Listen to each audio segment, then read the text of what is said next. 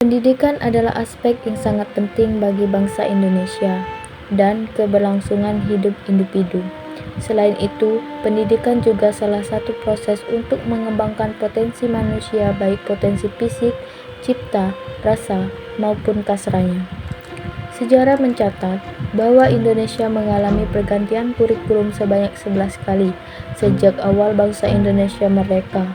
Diawali dengan kurikulum Panjana Pelajaran pada tahun 1947 dan diakhiri dengan kurikulum ke-11 yang bernama Kurikulum Merdeka. Apakah dengan banyaknya pergantian kurikulum di Indonesia, kualitas pendidikan di Indonesia terjamin? Apakah sudah berkembang pendidikan Indonesia di saat ini? Dilansir dari www.samadwiwarna SCH.id. Ya, perkembangan pendidikan di Indonesia saat ini sudah berkembang sangat maju. Berikut beberapa contoh perkembangannya. Perkembangan sistem pendidikan. 1. Pendidikan masa reformasi. Pada awal masa reformasi, sistem pendidikan masih menggunakan kurikulum 1994. Namun, kemudian diperbarui menjadi kurikulum 2000 untuk meningkatkan kualitas pendidikan. 2. Pengembangan kurikulum. Kurikulum pendidikan terus diperbarui untuk meningkatkan kualitas dan reformasi dengan kebutuhan masyarakat. 3. Meningkatkan kualitas guru.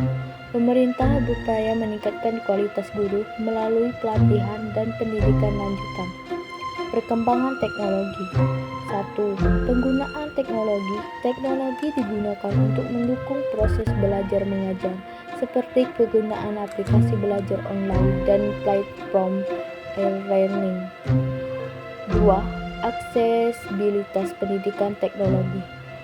Membantu meningkatkan aksesibilitas pendidikan bagi masyarakat yang berada di daerah terpencil atau memiliki keterbatasan. Perkembangan lainnya.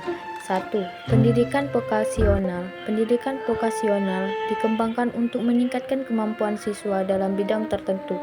2. Pendidikan karakter. Pendidikan karakter ditekankan untuk membentuk siswa yang berakhlak baik dan bertanggung jawab.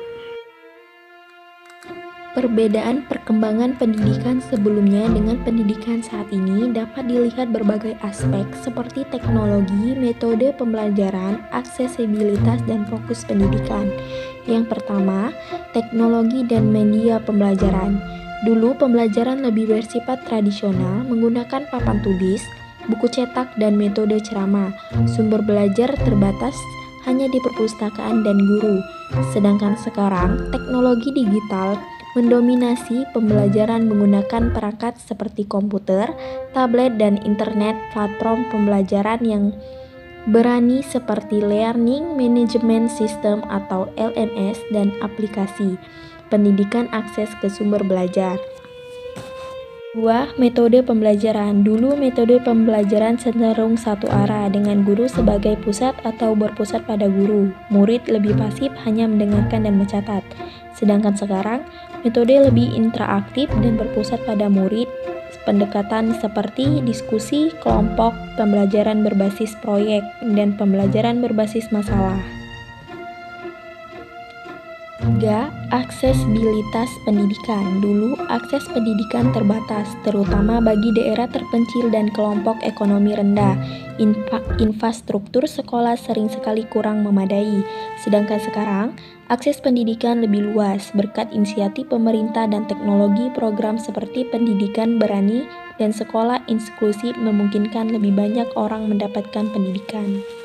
Kurikulum dan fokus pendidikan. Dulu, kurikulum lebih fokus pada hafalan dan penguasaan materi teoritis. Pendidikan karakter dan keterampilan hidup kurang ditekankan. Sedangkan sekarang, kurikulum lebih menekankan pada pengembangan keterampilan abad ke-21 seperti berpikir kritis, kreativitas, komunikasi, dan kolaborasi. Pendidikan karakter dan literasi digital juga menjadi bagian penting. Peran guru. Dulu, guru dianggap sebagai satu-satunya sumber ilmu. Hubungan guru dan murid cenderung formal dan hierarkis. Sedangkan sekarang, guru lebih sebagai fasilitator, membantu murid menemukan dan mengembangkan pengetahuan secara mandiri. 6. Evaluasi dan penilaian. Dulu, penilaian berdasarkan hasil seperti ujian tertulis atau nilai akhir fokus pada angka sebagai indikator keberhasilan. Sedangkan sekarang, penilaian berbasis proses atau proses basket meliputi portofolio proyek dan penilaian kualitatif fokus pada perkembangan individu. Perkembangan ini menunjukkan adanya pergeseran dari pendidikan tradisional ke pendidikan yang lebih adaptif, inklusif, dan berbasis teknologi sesuai kebutuhan zaman. Tujuan pendidikan menurut Ki Hajar Dewantara adalah untuk menciptakan manusia yang merdeka, baik secara lahir maupun batin. Ia menetapkan pendidikan sebagai upaya untuk membimbing segala potensi yang ada pada anak agar berkembang secara maksimal sesuai dengan kodratnya. Tujuan ini mencakup 3 aspek. Yang pertama, membuat manusia yang berbudi pekerti luhur. Pendidikan harus menanamkan nilai-nilai moral, etika, dan karakter yang baik. Anak didik diarahkan untuk menjadi individu yang mampu hidup secara dengan masyarakat tanpa kehilangan jati dirinya.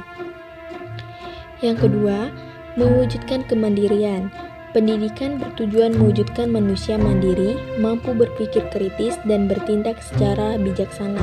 Kemandirian ini mencakup aspek mental, emosional, dan sosial agar anak dapat menjalani kehidupan dengan penuh tanggung jawab. Yang ketiga, berjudul kebahagiaan dan kemajuan hidup. Ki Hajar Dewantara menekankan bahwa pendidikan bukan hanya untuk memperoleh pengetahuan, tetapi juga untuk mencapai kesejahteraan lahir dan batin.